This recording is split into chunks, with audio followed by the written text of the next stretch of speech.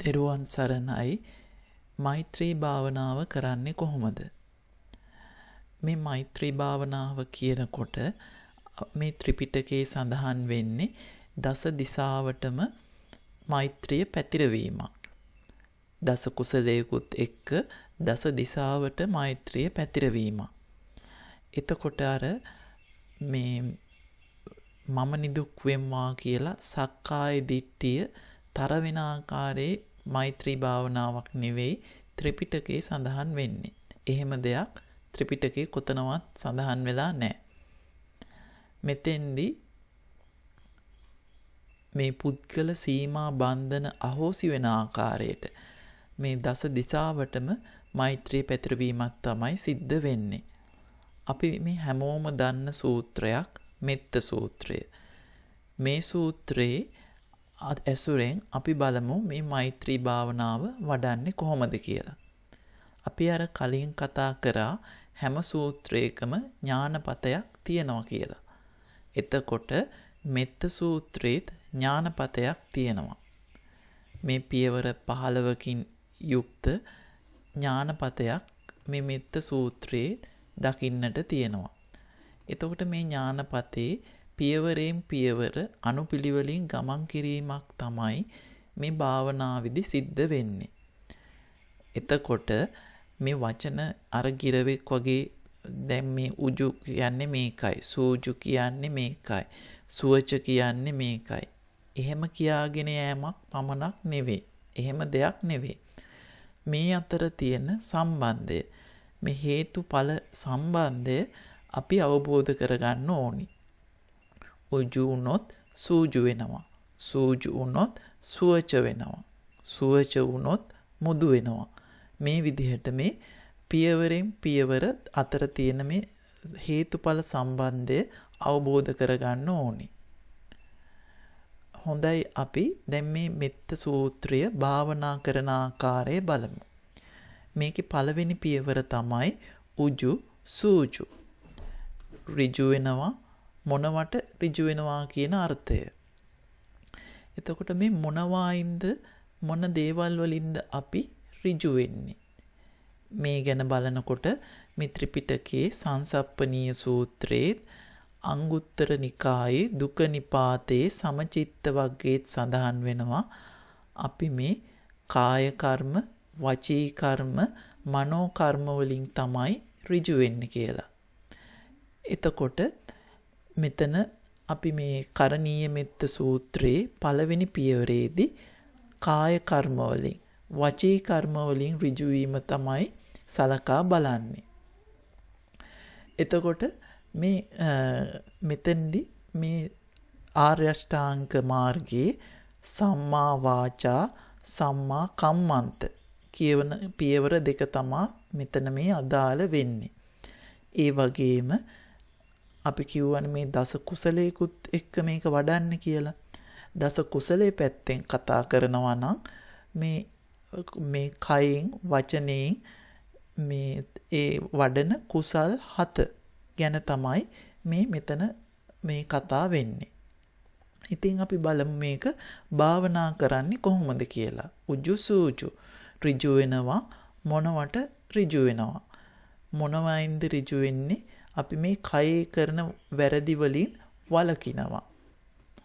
එතකොට කයේ කරන වැරදි තමයි මේ සතුන් මැරීම, හොරකම් කිරීම, කාමයේ වර්ධවා හැසිරීම.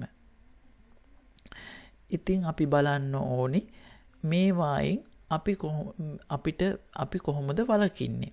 අපේ ජීවිතේ උදාහරණ තුලින් අපි ගලපලා බලන්න ඕනි. අපි සතුන් මරනවා නම්, අපි මදුරුවෙක් මැරුවා නම් ඒ ඇති වුණු ද්වේෂය කියන එක අපේ හිතේ ඒ පිළිකුල කියන එක, ඒ ගැන තියෙන ලැජ්ජාව, බය කියන එක, ඒ පසුතැවීම කියන එක අපේ හිත තුල තියෙනවා. ඒක අපිට භාවනා කරනකොටත් ඔන්න ඔය වගේ දේවල් හිතට ඇදිලා එනවා. අර සමාධිය ගොඩ නැගින්නේ නැහැ. ඒ වගේ දැන් අපි බලමු අපි පාරේ යනකොට අපේ වාහනය ඩ්‍රයිව් කරනවා නම් වෙන අවිනීත රියදුරෙක් පාරේ යනවා අපිට බ්ලොක් වෙන විදියට. අපි මේ නොදකින් කියලා හිතනවා. දැන් නොදකින් කියලා හිතනකොට නොදකින්න නම් මේ මිනිස්සයා නොපවතින්න ඕනේ. ඒ කියන්නේ මේ මිනිස්සයා මැරේවා කියලා තමයි අපි හිතන්නේ. ඉතින් අපි මොනවට ඍජු වෙනකොට ඒ මට්ටමේ අකුසල් වලිනුත් වැළකෙන්න ඕනේ. ඉතින් අපි එහෙම මේ හිතනවා නම් අපි මේ භාවනා කරනකොටත් අපිට ඕව මතකයට එනවා. ආද පාරේ යනකොට මෙන්න මෙහෙම නොසිටිය යුතු මිනිස්සෙක් හිටියා.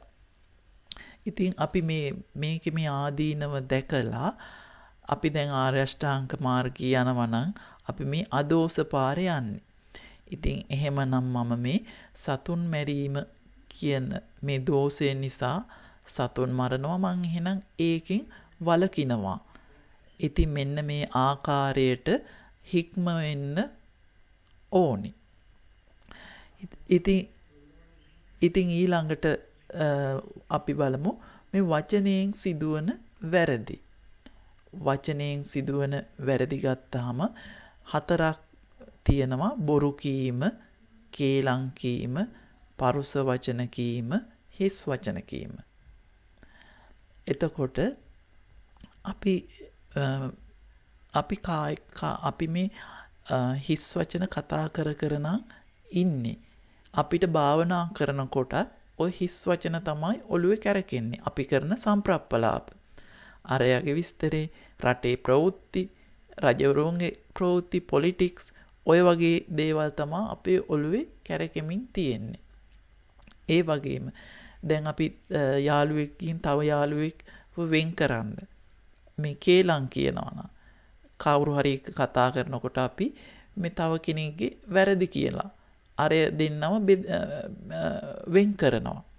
ඉතින් අපිට මේ කේලම් කීම කියන එක භාවනා කරනකොටත් ඔය මිනිස්සුන්ගේ විස්තර තමයි ඔළුවට ගලාගෙන එන්නේ. ඉතින් පරුස වචනත් එහෙමයි. අපි මේ බැන ඉන්න මොන්සෙකුට මේ මෛත්‍රියක් වඩන්න හිත එකඟ කරගන්න බෑ. ඉතින් අපි අවංකව මේ දේවල් වල තියෙන මේ අපි මෛත්‍රිය වඩන්න අවශ්‍ය නම් අපි මේ වචනයෙන් සිදුවන වැරදි වලින් වළකින්න ඕනි. ඉතින් මේ ඍජු වුණා නම් මොනවට ඍජු වුණා නම් දැන් මේ පුද්ගලයා මේ කුසල් 7ක් වඩලා තියෙන්නේ. දස කුසලයේ කුසල් 7ක් සම්පූර්ණ කරලා තියෙන්නේ. ඉතින් ඊළඟට යා උජෝනා සූජෝනා දැන් මේ රළු විදිහට කයින් වචනයෙන් වන මේ අකුසල් වලින් මිදුණා. ඊළඟට මේ සුවච වෙනවා. එතකොට සුවච වෙනවා කියන එක කතා කරනකොට මේ අනුමාන සූත්‍රයේ මේ මුගලන් මහරහතන් වහන්සේ කියනවා මේ පුද්ගලයෙක් ඉන්නවා. එයා හිතනවා රහතන් වහන්සේලා Tamanට ධර්මයේ දේශනා කරයි කියලා. මේ පුද්ගලයා ළඟ දුවච්ච ගුණ තියෙනවා නම් එයා රහතන් වහන්සේලාගෙන් ඉල්ලුවත් Tamanට ධර්මයේ දෙන්න කියලා මේ පුද්ගලයාගේ තියෙන මේ හික්මවන්න අමාරු ස්වභාවය, අකීකරු ස්වභාවය නිසා මේ සබ්‍රහ්මචාරීන් වහන්සේලා ඔහුට ධර්මය දෙන්න ඉදිරිපත් වෙන්නේ නැහැ. හැබැයි කෙනෙක් තුල මේ දුවච්ච ගුණ 16 නැත්නම් ඒ කියන්නේ යා සුවචන. එයා මේ සබ්‍රහ්මචාරීන් වහන්සේලාගෙන් ඉල්ලුවේ නැතත් එයාට මේ ධර්මය කියන එක ලැබෙනවා කියලා සඳහන් වෙනවා. එතකොට මේ අනුමාන සූත්‍රයේ අපි කතා කරා මේ දුවච්ච ගුණ 16ක් දක්වලා තියෙනවා. එතකොට සුවච වෙනවා කියන්නේ ඒ දුවච්ච ගුණ නැතිකම. දැන් මේ ලාමක අදහස් නැහැ කියලා කියනවා. දැන් අපි ස්වාමින් වහන්සේ නමක් නම් පිණ්ඩපාත, ගිලාන ප්‍රත්‍ය, සේනාසන මේ වගේ දේවල් වලට ලාමකව කැමති නම්, මේ වගේ දේවල් වලට ලෝභ නම් අන්න ඒක දුවච්ච ගතියක් කියලා සඳහන් වෙනවා. දැන් ගිහියෙක් නම් ඇඳුම් වලට, කෑම වලට, ගෙවල් වලට, වාහන වලට සීමාව ඉක්මවලා කැමතිනම් පෙරේතනම් අන්න ඒක දුවච්ච ගුණයක් විදිහට ගන්න තියෙන්නේ. ඊළඟට මේ තමන් උසස් කරලා අනුන් පහත් කරලා කතා කරන එක. ඉතින් ඔය වගේ මේ ක්‍රෝධයෙන් හින්දා බද්ධ වෛරය, ක්‍රෝධයෙන් හින්දා මේ නපුරු ක්‍රියාවන් කරන එක. ඊළඟට මේ කවුරු හරි චෝදනාවක් කරා නම් ඒක පිළිගන්න බැරි ස්වභාවය මේ විදිහට දක්වලා තියෙනවා. ඉතින් මෙතන මේ අපි මේ කරණීය මෙත්ත සූත්‍රය භාවනා කරනකොට අපි ගන්නෙ මේ ප්‍රකටව තියෙන මේ උපක්ලේශ 4ක්. ගුණමකු නොවීම, පලාස නොවීම, ඊර්ෂ්‍යා නොකිරීම, මසුරු නොවීම. මක්කය, පලාසය, ඊර්ෂ්‍යාව, මච්චරිය.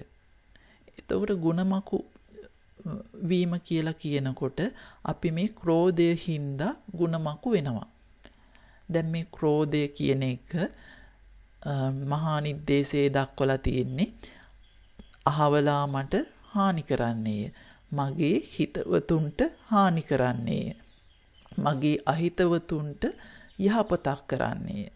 මේ දෙමේ අතීතේත් වර්තමානයේත් අනාගතේත් ආකාරයෙන් මේ නිත්‍යව ගන්නවා කියන එක. කවුරු හරි කෙනෙක් Tamanට හානි කරනවා.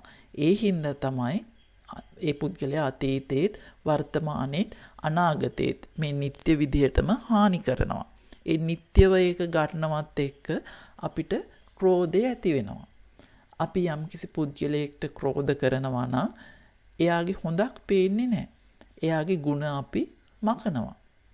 දැන් අපි ඔය මිනිස්සු බැන ගන්න වෙලාවට එහෙම පරබල්ලා කියලා කියන්නේ එයාගේ මනුෂ්‍ය ගුණය මැකුවා අර සත්ව ගුණය ආදේශ කරා. සත්ව ගුණයෙන් මනුෂ්‍ය ගුණය මැකුවා. එතකොට දැන් ඒ පුද්ගලයාගේ ඒ වෙලාවට මොකක් හරි ඒ සංස්කාරයක් හිතලා තමයි ඒ පුද්ගලයා අතීත වර්තමාන අනාගත නිත්‍ය වේරං ඒ පුද්ගලයාගේ ගුණ මේ බල්ලෙක් කියලා මකලා දාන්නේ. ඉතින් ඔය ආකාරයට අපි අපේ ජීවිත තුලින් මේ උදාහරණ අරන් මේක බලන්න ඕනේ. ඉතින් ඊළඟට ඊර්ෂ්‍යාව. ඊර්ෂ්‍යාව කියලා කියන්නේ අන් කෙනෙකුගේ සැපත නොයවසන සුළු ස්වභාවය. දැන් අපි හිතනවා මේ අනිත් පුද්ගලයන් සැප විඳිනවා කියලා. දැන් සැප වේදනාවේ ස්වභාවය තමයි මේ අනිත්‍යතාවට පත් වෙන එක, විපරිණාමයට පත් වෙන එක. එතකොට සැප වේදනාව විපරිණාමයට පත් වෙලා දුක් වේදනාවක් තමයි හටගන්නේ. එතකොට කවුරු හරි කෙනෙක් తాවකාලිකව සැප වේදනාවක් විඳින මොහොතක් අපි දැක්කොත් අපි හිතන්නේ ඒ මිනිස්සයා මේ නිට්ටයව සැපක් විඳිනවා කියලා. ඉතින් යමක් සැපද අපි හිතනවා සැප දෙයක් නම් එය මගේ වෙන්න ඕනි කියලා. ඉතින් Tamanට නැත්නම් අනුන්ට තියනවා නම් අනුන්ගේ පැත්තට නම් ඒක ගලන්නේ ඒ සැප වේදනාව නිට්ටය වරන් අපි හිතනවා මේ මිනිස්සයා මේ නිට්ටයව සැප වේදනාවක් විඳිනවා කියලා. දැන් අපි හිතමු රජ කෙනෙක් කියලා. දැන් අපි හිතනවා මේ රජ කෙනෙක් නිට්ටයව සැපක් විඳිනවා. මේ ආයතන ප්‍රධානී ගත්තොත් එයා නිට්ටයව සැපක් විඳිනවා. හැබැයි මේ මිනිස්සයාට තියෙන වැඩත් එක්ක කන්න බොන්නවත් එහෙම වෙලාවක් නැහැ. වගකීම් හින්දා ලොකු පීඩනයක ඉන්නේ. අපිට ඒක පේන්නේ නැහැ. අපි හිතන්නේ ඒ මිනිස්සයා මේ ලෙඩ වෙනවා, වයසට යනවා, මැරෙනවා. ජරා ව්‍යාධි මරණ දුක්ඛේ ඉන්නවා කියන දේත් අපිට අමතක වෙනවා. ඉතින් මේ නිට්ටයව සැපක් විඳිනවා කියලා අරන් ඊර්ෂ්‍යා කරනවා කියන දේ වෙනවා. ඉතින් අපිත් අපේ උදාහරණ වලින් මේක බලන්න ඕනේ. කවුරු හරි අපි සැපයි කියලා ලේබල් අපි හිතාගෙන ඉන්න දෙයක් වෙන කෙනෙක් විඳිනවද? වෙන කෙනෙක් අපි හිතමු අපි වාහන වලට කැමති. අපි හිතනවා අවිද්‍යාවෙන් මේ වාහනයක් කියන එක සැපයි. ඒතකොට වෙන මිනිහෙක් තමන් නැත්තම් තමන්ගේ අසල්වැසියෙක් වාහනයක් ගත්තොත් අපිට ඊර්ෂ්‍යා හිතෙනවා.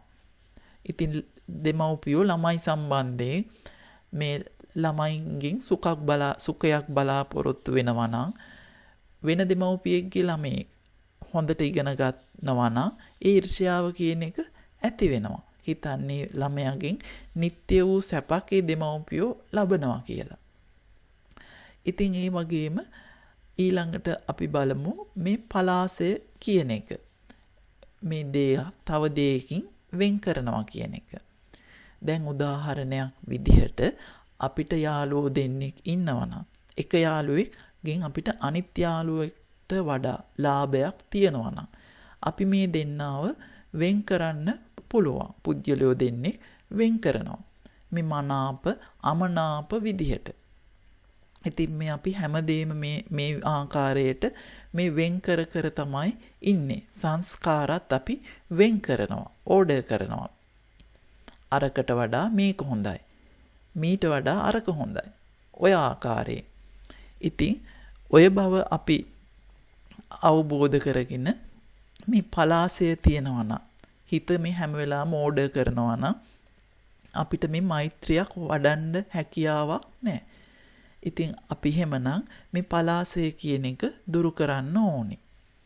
ඉතින් මේ අපි මනාප අමනාප විදිහට මේ පලාස කරොත් ඕඩර් කරොත් සංස්කාර ඉතින් ඊට පස්සේ අපි මේ මනාප දෙයට මසුරු වෙනවා. මේ මසුරු වෙන එක මච්චරිය 5 ආකාරයකින් දක්වලා තියෙනවා. ලාභ මච්චරිය අපි මේ ලාභ දෙයට මසුරු වෙනවා. ආවාස මච්චරිය අපි මේ ගෙවල් නැත්නම් මේ හදාගත්ත අපේ ශරීරයට මසුරු වෙනවා.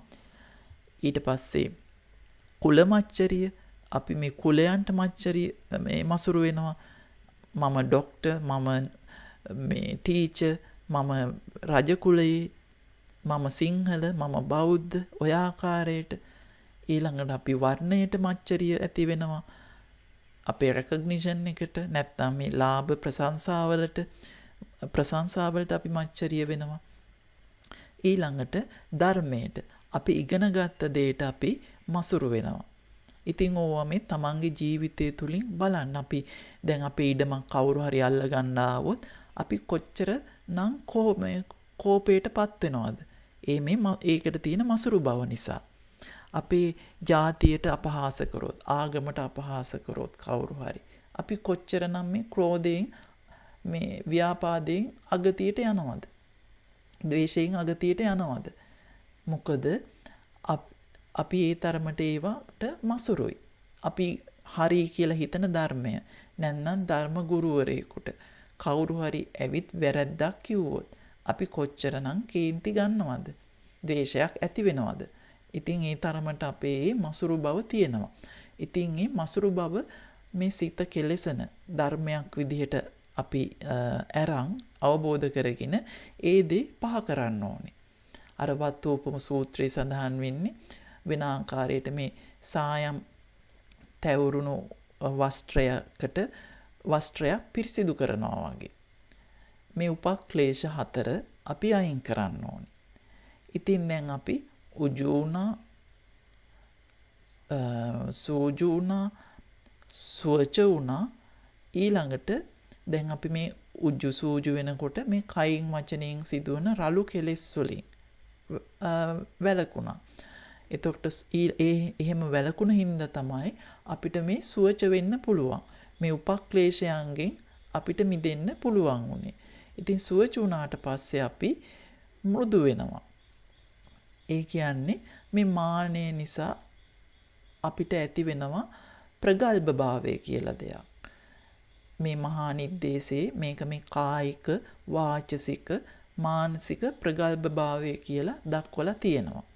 එතකොට මෙතෙන්දී අපි මේ කායික, වාචසික ප්‍රගල්භ භාවයෙන් තොරවීම මෘදු වීම කියලා ගන්නවා. එතකොට මේ ප්‍රගල්භ භාවය මේ මානියත් එක්ක ප්‍රගල්භ භාවය තමයි තියෙන්නේ.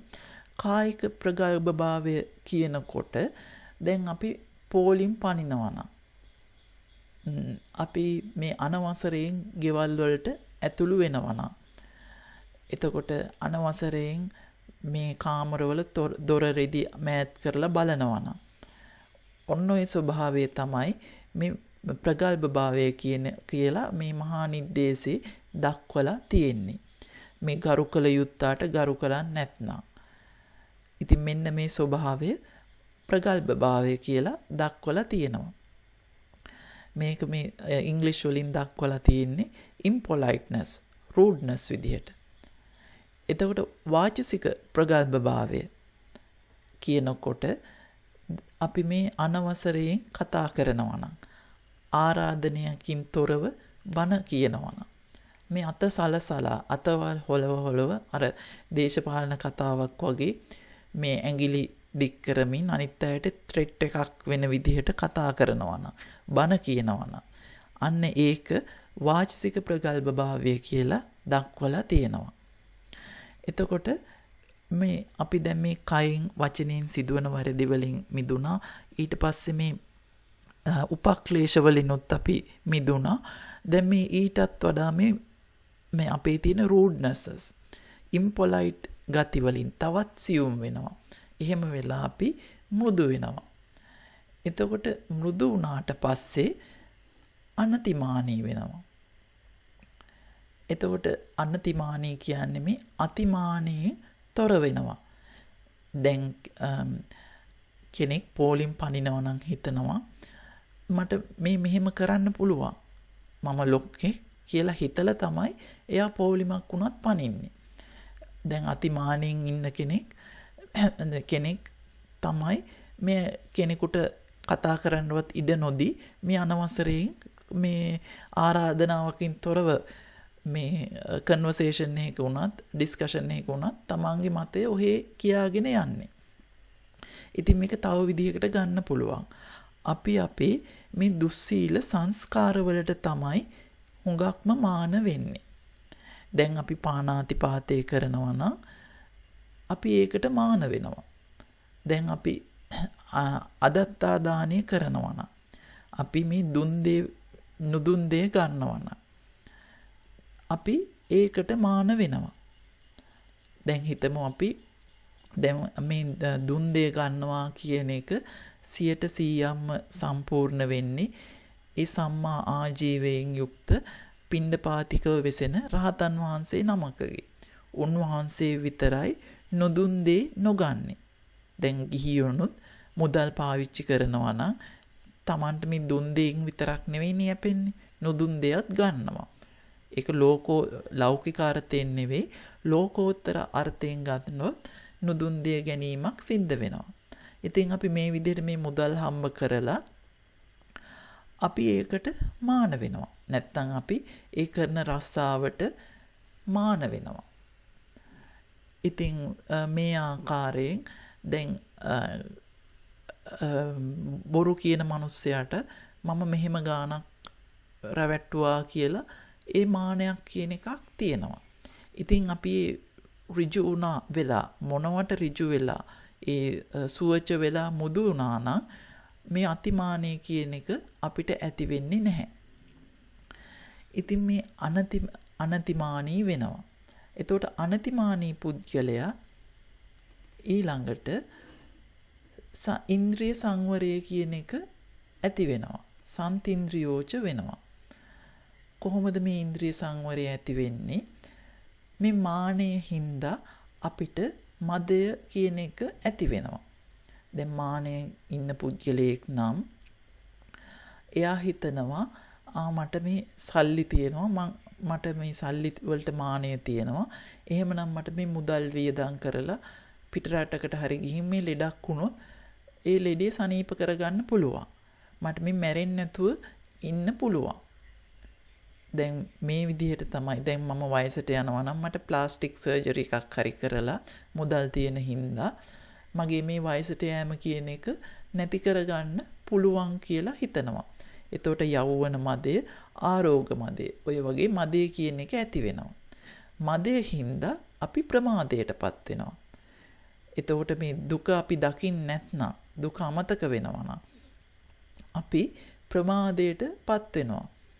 අපි මේ ඉන්ද්‍රයන් අසංවර වෙනවා. අපි මේ ඉන්ද්‍රයන්ගෙන් එන අරමුණට ඉඩ දෙනවා. ඉතින් ඕක ගැඹුරු අර්ථයෙන් ගන්නවා නම් අපි මේ කාමාශ්‍රව ඇති වෙන්න ditthyaශ්‍රවත් අවශ්‍ය වෙනවා.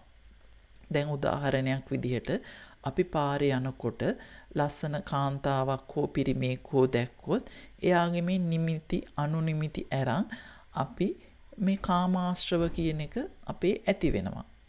ඒ වගේම අපිට මේ මගේ කියන දෘෂ්ටියෙන් මේක නොබැලුවොත් මට මේක මිස් වෙයි. මේක බලන්න දෙයක් මෙතන තියෙනවා කියලා ඒ දිට්ඨි ආශ්‍රවයෙන්ුත් මේ කාම ආශ්‍රවය එයාට හට ගන්නවා. එතකොට මේ දිට්ඨි ආශ්‍රවය ඇති වෙන්නේ මේ මානය අධික නිසා. මානය නැත්නම් එයාට දිට්ඨි ආශ්‍රවය නැහැ. එහෙමනම් එයාට මේ දිට්ඨි ආශ්‍රව නිසා ඇතිවෙන කාමාශ්‍රව අඩු වෙනවා. ඉතින් එයා එතකොට ඉන්ද්‍රිය සංවරය කියන එක යාගේ ඇති වෙනවා. ඉතින් මේ ඉන්ද්‍රිය සංවරය ඇති වුණ පුද්ගලයා ඊට පස්සේ නිගමනයකට එනවා, නිපක වෙනවා.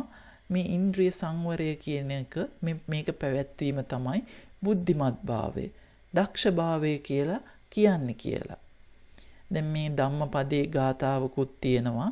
කායේන සංවරෝ සාදු සාදු වාචාය සංවරෝ මනසා සංවරෝ සාදු සාදු සබ්බත්ත සංවරෝ සබ්බත්ත සංවුතෝ බික්ඛු සබ්බ දුක්ඛා පමුච්චති කියලා.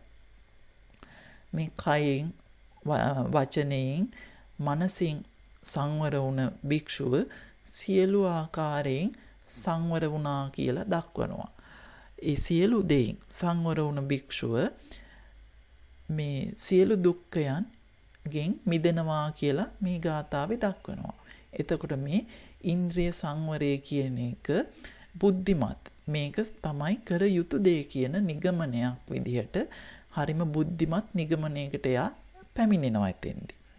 ඉතින් මෙතන ඉඳනොත් කෙනෙකුට මේ දස දිසාවට මෛත්‍රිය වඩනවා කියන දේ කරන්න පුළුවන්. මෙතෙන්ට ආව කියන්නේත් මේ ඥානපතේ බොහෝ දුරක් එයා ඇවිත් තියෙන්නේ. දැන් ඉන්ද්‍රිය සංවරය තියනවා කියන්නේ යාමේ ඇස, කන, නාසය, දිව, ශරීරය කියන මේ ඉන්ද්‍රියන් පහෙන් මේ රූප කියන අරමුණු ගන්නෙ නැහැ කියන එක. ඒ කියන්නේ මේ විඥානයේ ගෙවල් 4ක් තියෙනවනේ. මේ රූපය කියන ගේට විඥානය ඇතුළු වෙන්නේ නැහැ. රූපය විඥානයේ ප්‍රතිෂ්ඨාවක් ලබන්නේ නැහැ කියන එක. රූපයෙන් විඥානය අයින් වෙනවා කියන එක. එතකොට රූපයෙන් විඥානය අයින් වුණා නම් එයාට පේනවා මේ අනිත් හැමෝම ඉන්නේ මේ ගොම ගොඩක වගේ දුක්ඛේ. ඉතින් මේ සියලු සත්වයන්ගේ දුක්ඛය දැකලා එයා මේ සියලු සත්වයෝ නිදුක් වේවා කියලා දස දිසාවට මෛත්‍රිය පතුරවන්න පුළුවන් මේ සම්තින්ද්‍රියෝච කියන පියවරේ ඉඳන්. ඉතින් සම්තින්ද්‍රිය වුණා, නිපක වුණා. ඊළඟට අපි බලමු එයා අප්පගබ්බෝ කියන පියවරට යනවා. අප්පගබ්බෝ කියද්දි මේ චෛතසික ප්‍රගල්භභාවයෙන් තොරවීම. මේකත් මේ මහා නිද්දේශේ පුරාභේද සූත්‍ර නිර්දේශයේ පිටු අංක 311 සඳහන් වෙනවා. එතකොට මේ චෛතසික ප්‍රගල්භභාවය කියනකොට මේ රජ කුලයෙන් පැවිදි නොවී තමා රජ කෙනෙකු හා සමානවයි සිතනවා. එර්දිමත් නොවී එර්දිමත් භික්ෂුව හා සමව සිතනවා. පිණ්ඩපාතිකව නොවී පිණ්ඩපාතික භික්ෂුව හා සමව සිතනවා. ඉතින් මේ සමව සිතන්නේ මොකද? අර රජ කුලයේ නැත්තම් අර පිණ්ඩපාතික භික්ෂුවකට නැත්තම් ඉර්ධිය සහිත භික්ෂුවකට ලැබෙන ප්‍රශංසා ඒවා දැකලා ඒවා ලාභයි කියලා අරන් ඒවට ගිජු වෙනවා. ඉතින් ඒ ගිජු වුණාම හිතනවා ඒ කුලය හරිම සැපක් කියලා. රජ කුලයේ සැපක්. එහෙම නැත්නම් අර විදිහට පිණ්ඩපාතිකව වෙසෙන කුලය සැපක් කියලා මේ පුජ්‍යලයා හිතනවා. ඉතින් ඒ කුලයේ සැපක් කියලා හිතලා තමනුත් තමන්ගේ ಗುಣ නැතත් ඒ කුලයට ඔසවලා තබාගෙන හිතනවා. ඒ කුලයට ඔසවලා තමනුත් ඒ කුලයේ කියලා හිතනවා. මොකද මේ කුලය සැපයි කියලා තමා එයා හිතන්නේ. නමුත් ඇත්තටම බැලුවොත් රජ කෙනෙක් කියද්දි ඒකේ සැපක් නැහැ. රජ කෙනෙක් කියනකොට මේ යුද්ධ කරන්න ඕනේ. හතුරන් අතින් මැරෙන්න පුළුවන්. ආරක්ෂාව ගැන හිතන්න ඕනේ. නිදහසේ ඉන්න විදිහක් නැහැ. දැන් ওই බුදුරජාණන් වහන්සේගේ කාලේ එක භික්ෂුවක් රජ කුලේ ඉපදිලා හිටපු භික්ෂුවක් රජ කෙනෙක් පැවිදි වෙලා භික්ෂුවක් වෙලා මේ අහෝසුකං කියලා කියනවා. එතකොට අනිත් භික්ෂූන් ගිහින් බුදුහාමුදුරන්ට පැමිණිලි කරනවා.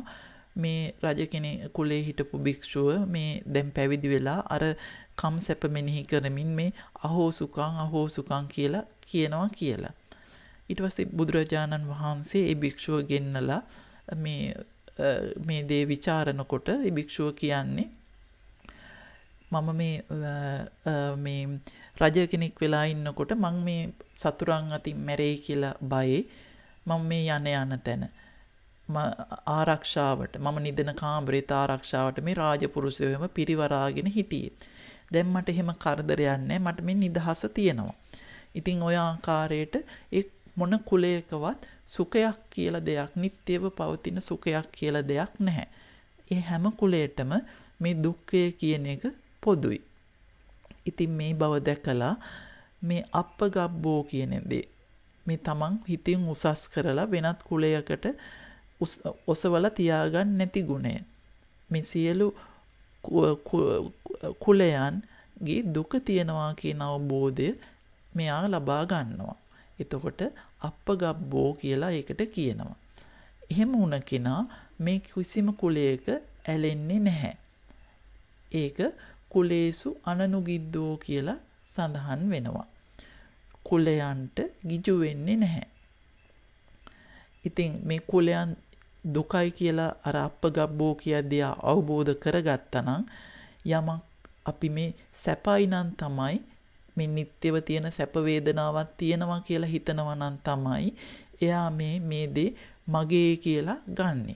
එතකොට මේ කිසිම කුලයක මේ සැපක් කියලා දෙයක් නැහැ. නිට්ටයව තියෙන සැප වේදනාවක් නැහැ කියලා එයා දන්නවා නම් අවබෝධ කරගන්නවා නම් ඒ කියන්නේ යමක් දුකක් නම් එයා ඒක මගේ කියලා ගන්නෙ නැහැ. එතකොට මේ කුලයට ඇලෙන්නේ නැහැ. කුලයෙහි ගිජු වෙන්නේ නැහැ. ඉතින් මේකත් හරිම වැදගත් පියවරක්. මේ කුලයෙහි ඇලෙන්නේ නැති කෙනාට එතන ඉඳන් මේ කිසිම කුලයක සත්වෙක් දුකක නෙවෙයි ඉන්නේ කියන අවබෝධයත් එක්ක මේ සියලු සත්වයෝ නිදුක් වේවා කියලා මේ දස දිසාවට අප්‍රමාණ මෙත්තාව පතුරවන්න පුළුවන්. ඉතින් මේ නිදුක් වෙත්වා කියනකොට සියලු සත්වෝ නිදුක් වෙත්වා කියනකොට මෙතන මේ ලෞකික මේ අර්ථයෙන් මේ తాවකාලික දුකින් මිදීමක් නෙවෙයි. ඒ කියන්නේ දැන් කෙනෙකුට සල්ලි නැත්නම් එයාට සල්ලි ලැබේවා. කෙනෙක් අසනීප වෙලා ඉන්නවා නම් මේ ලෙඩේ తాවකාලිකව සුවපත් වේවා කියන ඒ ලෞකික අර්ථයක් නෙවෙයි මෙතෙන්දි තියෙන්නේ. දැන් මේ කෙනා දන්නවා මේ සියලු සත්වයෝම මේ ජාතියත් එක්ක ජරා ව්‍යාධි මරණ මේ දුක්ඛ දෝමනස් ආදී මේ දුකයේ ඉන්නේ කියන එක. මේ සියලු කුලයන්ට මේ දුක කියන එක පොදුයි කියන එක. එතකොට මේ කිසිම දෙයක් මගේ කියලා ගන්න බැහැ කියන ඒ අවබෝධයත් එක්ක තමයි මේ දුකේ ඉන්න සියලු සත්වයෝ සුඛිත වේවා.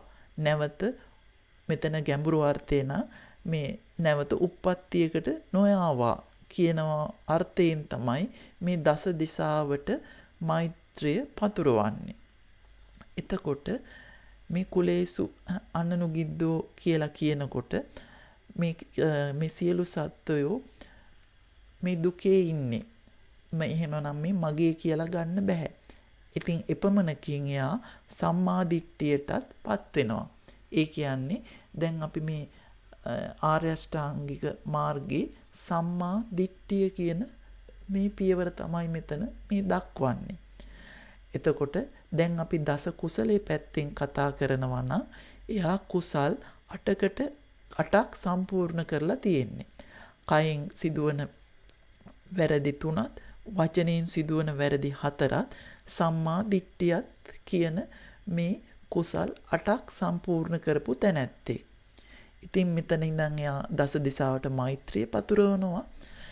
ඉතින් ඊළඟට මේ සූත්‍රයේ සඳහන් වෙනවා මේ සියලු සත්වයන් සමස්ත 5කට වෙන් කරලා යේකේචි පාන භූතත්ති තසාවා තාවරාවා අනවශේෂා මේ සෙලවෙන නොසෙල්වෙන සතුන්. කෝප්‍ය වෙන කෝප්‍ය නොවන සතුන්. ඊළඟට දීගාවායේ මහන්තාවා මජ්ජිමා රස්ස කාණු කතුලා. දිග සතුන් මහත සතුන් මධ්‍යම ප්‍රමාණයේ සතුන් කුඩා සතුන් අනුක සතුන්. ඊළඟට දිට්ඨාවායේව අද්දිට්ඨා පෙනෙන සතුන් නොපෙනෙන සතුන්. යේච දූරේ වසන්ති අවිදූරේ දුර සිටින සතුන් ළඟ සිටින සතුන්. භූතාවා සම්භවේසේවා ඉපදුණු සතුන් ඉපදෙන්න සිටින සතුන්. මේ සියලු සත්වයෝ දුකේ ඉන්නවා කියන අවබෝධය මෙතෙන්දි බලනවා.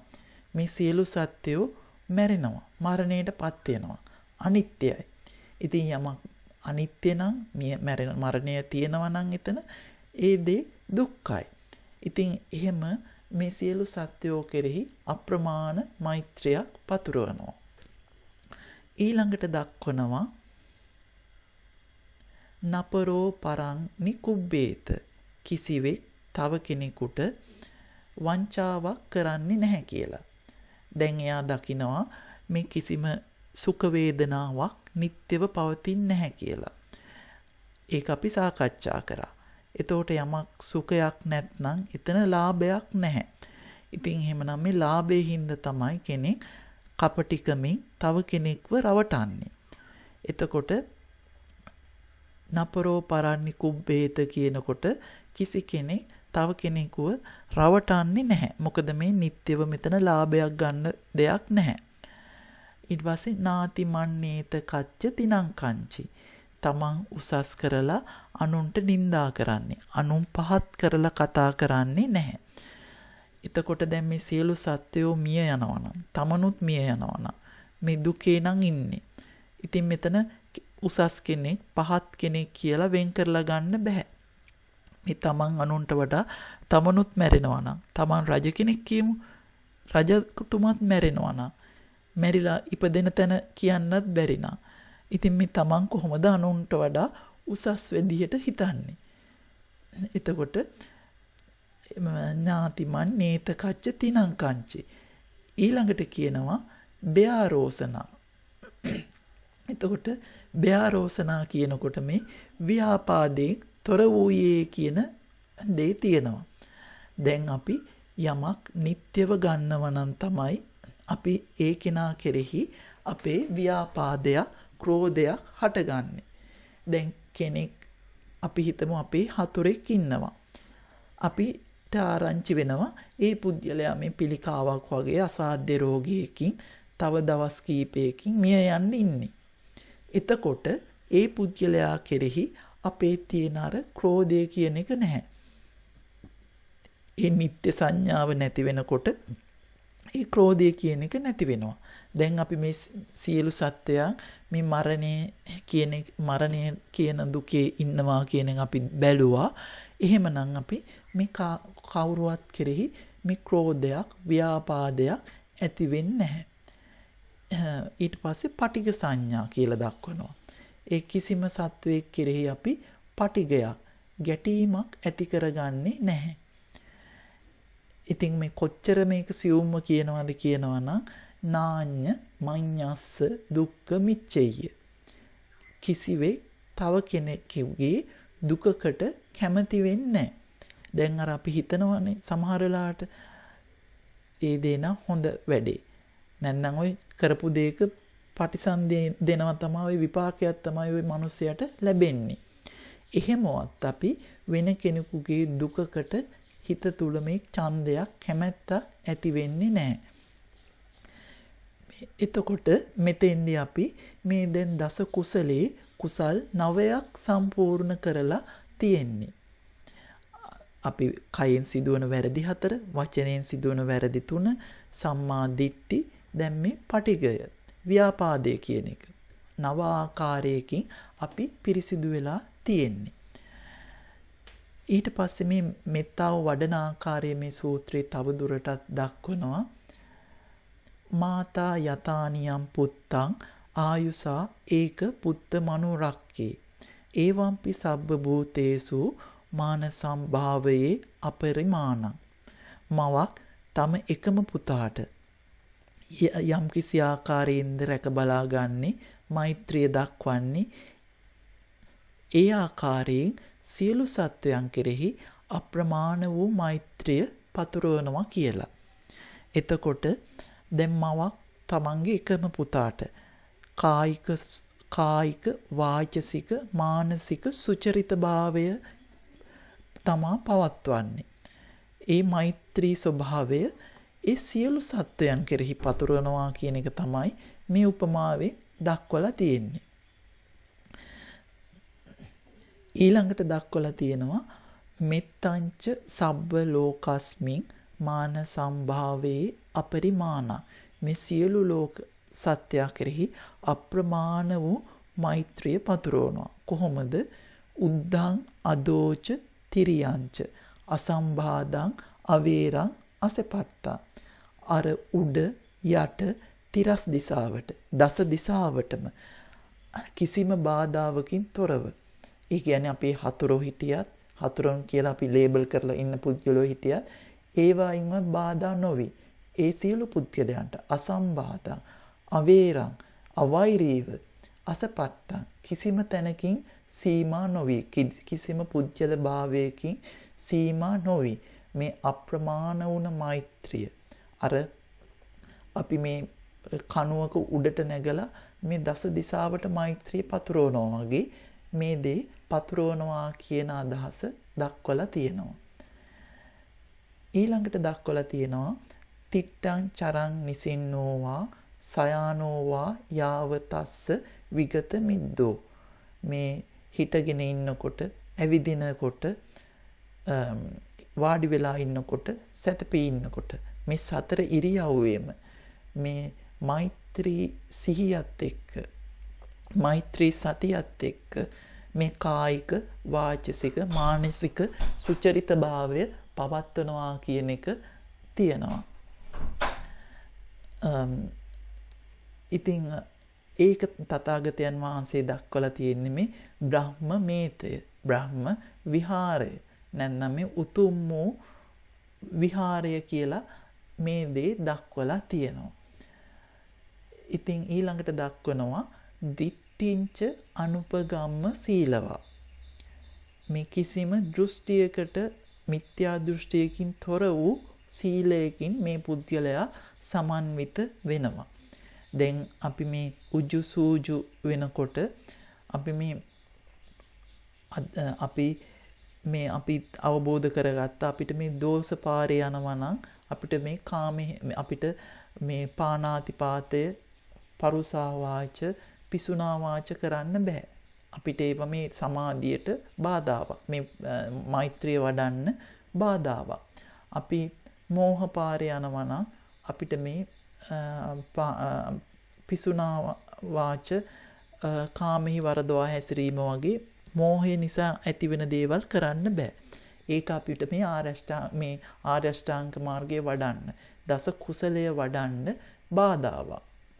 ඉතින් අපි ලෝභ පාරේ යනවා නම් අපිට අදත්තා දාණය, මුසාවාදය කරන්න බෑ. ඉතින් මේ ආකාරයට අපිට මේ තියෙන්නේ මේ සම්මා දිට්ඨියත් පෙරටු කරගත්ත සීලයක්. දිට්ඨිංච අනුපගම්ම සීලවා දස්සනේන සම්පන්නෝ කාමේසු විනේය ගේදා. දැන් මේ මෙතන ඉන්න පුජ්‍යලයා මේ කයින් සිදුවන වැරදි 4ත් වචනයෙන් සිදුවන වැරදි 3ත් මේ අර කුලේසු අනනුගිද්දෝ කියනකොට සම්මා දිට්ඨියත් ව්‍යාරෝසනා පටිඝ සංඥා කියනකොට ව්‍යාපාදයට මේ ආකාරයෙන් මේ නව ආකාරයකින් මේ දස කුසලයේ කුසල් 9ක් වඩලා තියෙන්නේ. එතකොට එයා බලනවා තව එක අකුසලයයි යාට තියෙන්නේ මේ අභිජ්ජාව කියන එක. එහෙමනම් එයා මේ කාමේසු විනේය ගේදා මේ කාමයන්ට ගිජු ස්වභාවයෙන් කාමයන්ගේ ගිජු බව සංසිඳුවා ගන්නවා. එයාට දස කුසලේම සම්පූර්ණ වෙන්න නම් එයාට මේ කාමයන්ගේ ගිජු බවෙන් මිදෙන්න ඕනේ. එතකොට එයා මෙතන ඉඳන් මේ කාමයේ ගිජු බව කියන එක සංසිඳුවා ගන්නවා. මේ සියලු දේ දුක්ඛේ නම් තියෙන්නේ මේ මල මුත්‍රා සහිත ශරීරයකින්. අපිට මේ සුබයක් ගන්න බෑ. සුබයි කියලා අරන් මේකට මේ ඇලීම අවිජ්ජාව මේක මගේ කියලා ගන්න වටින්නේ නැහැ කියන දේ එයා මෙතෙන්දි අවබෝධ කර ගන්නවා. එතකොට කාමේසු විනේය ගේදං ඊළඟට එයා බලනවා නහි ජාතු ගබ්බසෙය්‍යං පුනරේති කියලා. නැවත මේ ගර්භයකට නම් එන්නේ නැහැ කියන දේ ඒ නිගමනයට එයා එනවා. මොකද නැවත ගර්භාෂයකට එන්න නම් මල මුත්‍ර පිරුණු ගර්භාෂයකට පැමිණෙන්න නම් එයාට මේ දස කුසලයෙන් අයින් වෙන්න ඕනේ. දස අකුසලය කරන්න වෙනවා. එයාට කාමෙහි වර්ධවා හැසිරෙන්න වෙනවා.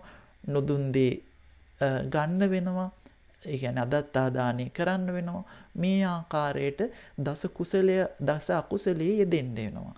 දස කුසලයකුත් එක්ක එයාට නැවත ගර්භයකට එන්න බෑ. ඉතින් එයා දස කුසලයේ සම්පූර්ණ කරන්න යන්නේ එයා මේ නැවත ගර්භයකට පැමිණෙන්න වටිනවද? මේ වටින්නේ නෑ කියන නිගමනයට එළඹෙනවා. ඉතින් මෙතන මේ දක්වලා තියෙන්නේ මේ අනාගාමි ඵල චිත්තය. ඉතින් මේ මෛත්‍රී භාවනාව කියන්නේ හරිම ගාම්භීර භාවනාවක් කියලා ඔයාලට තේරෙනවා ඇති. මෙතන මේ අපි මේ හරියට මේ කණුවක ඉහළට නගිනවා වගේ මේ උජු වෙනවා, සූජු වෙනවා, සුවච වෙනවා, මුදු වෙනවා. මේ පියවරෙන් පියවර මේ සිත නැංවීමක් තමා කරේ දස කුසලයේකුත් එක්ක. මේ දස කුසලයෙන් නැංගුණු හිත හරියට අපි අර කණුවක් උඩට නැගලා ඒකේ හාත්පසට මේ ආලෝකය විහිදුවනවා වගේ අපි මේ දස දිසාවට මෛත්‍රිය පැතිරවීමක් තමයි මේ භාවනාවේදී කතා කරේ. හොඳයි, තෙරුවන් සරණයි.